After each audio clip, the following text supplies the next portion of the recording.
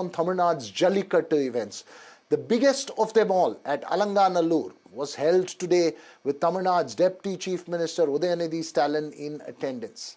Over 1,100 bulls and over 900 bull tamers slugged it out before an audience of thousands in this emotive, traditional but extremely brutal sport, as it has been over the many years. While many see the sport as a traditional cultural identity of the harvest season in the state and culture, an agrarian valor, there are those who also question the loss of life and injuries despite safety precautions. Since 2017, when Tamil Nadu passed a law allowing the sport to continue, some activists who have collated data claim that over 102 lives have been lost and thousands have been injured. Last year in Jallikattu events, according to the state, according to collated reports, 15 people were reported killed and hundreds more injured. And this year, so far, there are reports only of one bull tamer, remember, who was gored to death in Madurai's Avaniyapuram. Sam Daniel now joins me live, who has tracked. Sam Daniel, will try and get across to Sam Daniel in just a bit from now. Remember that data that I'm putting you out. Also remember that there's been a long history for the confrontation that played out, the legal case played out for many, many years till 2022-23 when the Supreme Court's constitutional bench upheld the Tamil Nadu legislation which allowed Jallikattu to continue in that state, remember, after those protests. Sam Daniel, as I mentioned, who's been covering these events for many, many years, for over 2 decades now, joins me live. Sam, of course, multiple arguments that have been made there. There is, of course, the concern over loss of lives. How has it been this year? Because often the focus is on the big 3 events at Alanganallur, Palamadu and Avaniyapuram, but there are many other smaller events that take place in several small villages. That's the fact, Veer Raghav. So far, one life has been lost at Avaniyapuram on day 1 when Jallikattu began. But the events at Palamadu and the one that's going on now at Alanganallur, there's no loss of life. Of course, a few have been injured, but they're out of danger. And the devil lies in the events that do not come under media glare, particularly in smaller villages and towns that happen not just now, but over the next few months.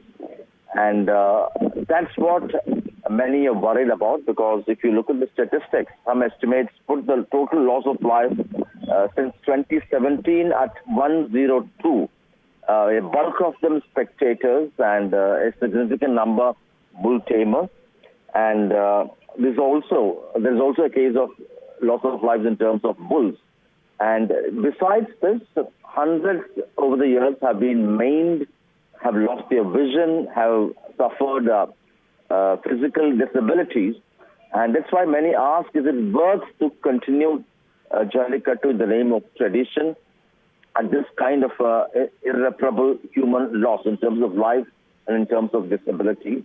And that's the debate. And many in rural areas vouch for their cultural significance and say that if they stop this kind of a thing, there could be divine intervention in terms of irreparable losses or things, famine and things like that in the villages. And that's again, there's an element of faith in that. But logically, these have been raised continuously. But authorities say this is drastically coming down with the Supreme Court guidelines put in place in terms of double barricading, which to a large extent prevents the charging bulls from targeting spectators. And now the loss of lives are largely limited to bull tamers. And that too, authorities tend to reduce the number of them at a time on the arena taking on the bulls, around 25 to 30, sometimes maximum 50. Unlike the past when the entire lot of bull tamers would be on the arena taking on the bulls. So many interventions have also done to make sure the chances of exposure in terms of the bulls and the proximity of these bull tamers is reduced, but still loss of lives triggers this kind of a debate yet again, and we'll have to wait and see how this would proceed in the years to come. But certainly a point worth discussing and has to be taken seriously. Right.